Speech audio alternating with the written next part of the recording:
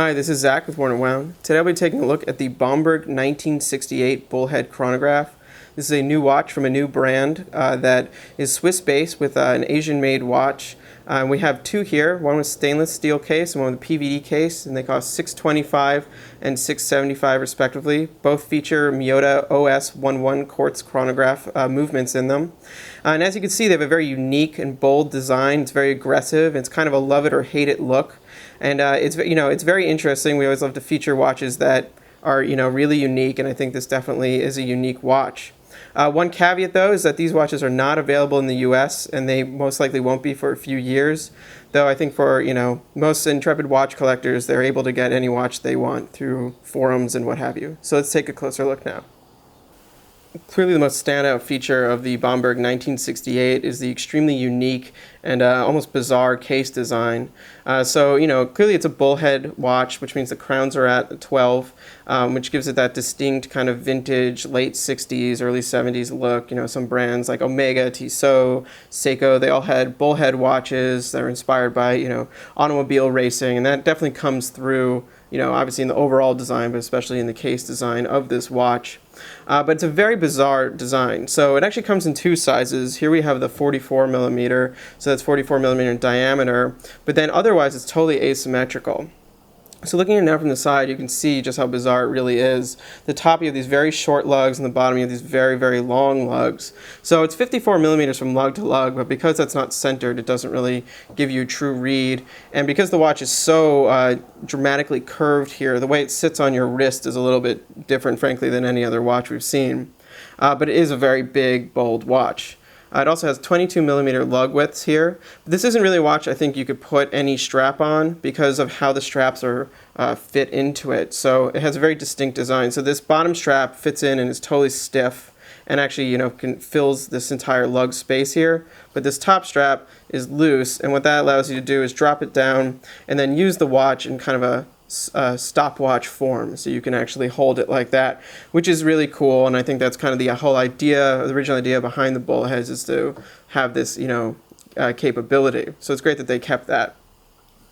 Now looking at some of the detailing on the case, overall it has actually very little finishing. It's really just a lot of kind of brushed steel, but nothing too fancy. The only kind of standout detail is on these lugs. There's a beveled edge here with a little bit of a polish on it, which is nice. It breaks it up. I think especially on the steel model that's needed, because this is really just a big slab of metal, and it's kind of a little bit boring along the side here because there's just so much metal. The construction of this, though, I think would have allowed for something a little bit more interesting. The case back, as you can see here, includes the lugs, but then this whole part attaches to that, so the lugs would come out. So, I would think that they would have the potential to do a different finish on the case center from the lugs, which would just, make things a little bit more interesting, a little bit less of a flat slab. I'll just take a quick look at the PVD version that we also have. The PVD, it's a more stealth looking, probably a little less vintage looking. Probably also makes it feel a little bit more, a little bit smaller, as a black watch usually does. It's very cool. These watches, the case design alone, I think is a love it or leave it kind of a thing. It's very unique, and I think it's definitely going to be a signature of this brand. To match the very unique case design, the dial of the 1968 is very aggressive, and it's very busy. I kind of showed this watch around to a lot of people. Some people were like, wow, that's really cool, I really get it. Other people were just like, there's way too much going on for me. And I'll go through it now, but there is, it's definitely a busy dial, and it's definitely aggressive. That's just the nature of this brand and of their watches. So you have a very large index here that is all numerals, double-digit numerals in this kind of geometric font that, it's clearly just the minutes, but I think, refers to, automobile dashboards. So you have that racing aesthetic coming through here.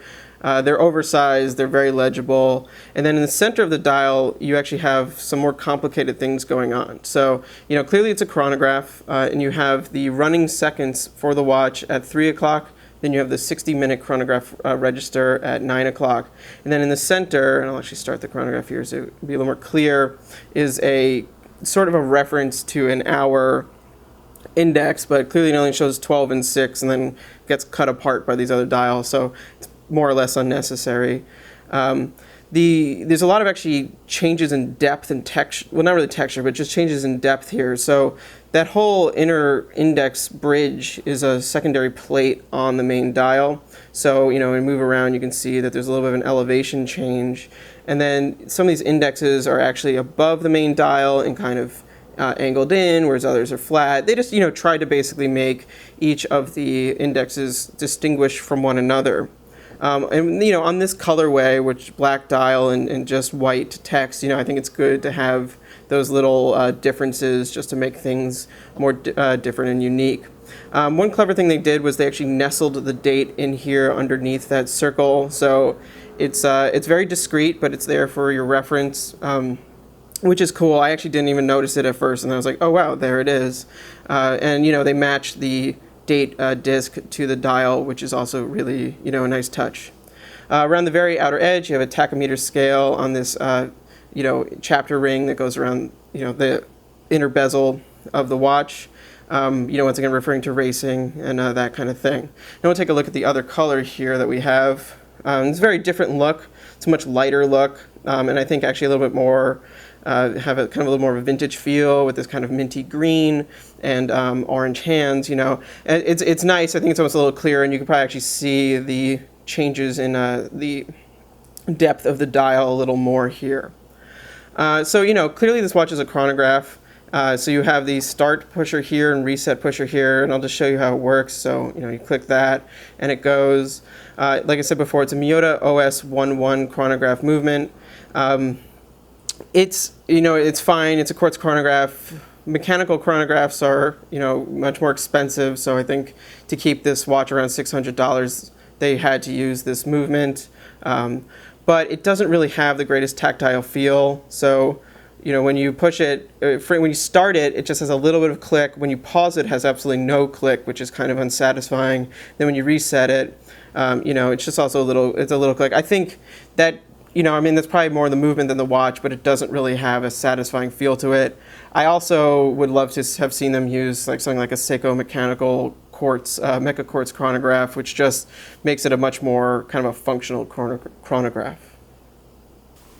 On the wrist, the 1968 really wears like no other watch I've tried on, so it cants up, as I said, so you kind of have this funny sense of it kind of coming out towards you, but then the way it sits, clearly it's not really sitting on the center of my wrist, it's sitting back further, but it holds your wrist really well because of the curvature of the case, which, I could just remind you to show you, it goes like that, so it really hugs the skin of your wrist. While on one hand it's ergonomic, it's almost too much so, I have to say. Like, you don't know, I don't know if you want that much metal against your skin all the time, because basically when you're wearing this watch, you're very aware of it being on your skin. It's also not, because of the asymmetry, feels a little bit like it's tilting at any given point. It's very secure, it's not going anywhere, but you get this feeling like your wrist is turning. But overall, if you wore it a lot, I'm sure you get used to that, just like you get used to the feeling of a very heavy watch. But it's wild looking, and it definitely has a very dramatic,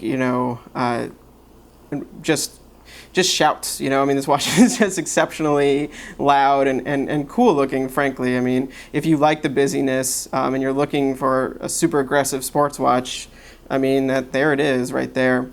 The strap it comes on is actually I think there's a few straps that these watches come on, but the ones that we have here is these nice, actually very soft, genuine leather straps that kind of have a sense of a rally strap with the perforations on them, that they don't go all the way through, which is actually kind of nice. It's a nice kind of a surface detail, a little bit different than anything I've seen before. Looking at the brown one here, probably even a little more clear. It's a strange strap design, so it's very thin at the bottom. It gets very thick by this lug, and it's very rigid here, but the other side is just kind of a normal thickness. It's very soft though. It's a quality, definitely a high quality strap. One thing I really liked is that they kind of went above and beyond with their buckle design.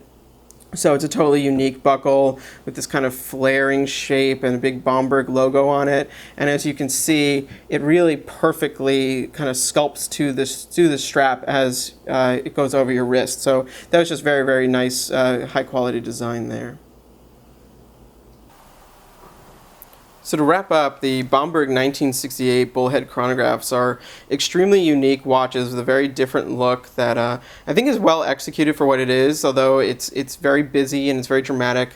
For certain people, you probably watched 15 seconds of this review and you knew you wanted it. Others who are on the fence, you might always just stay on the fence. It's a divisive design. It's not meant for everyone.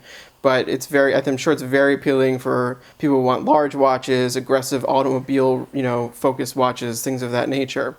There are a couple things I wish were a little bit better. I wish the finishing on the case was a little bit more exciting, and I wish that the chronograph buttons actuated with a little bit more of a tactile response. They just didn't really give you that satisfying click that we wanted to find. But for watches in this price range, $625 for steel, $675 for PVD, I think that they're pretty fair. They're not going to let you down. I think they're well-built watches.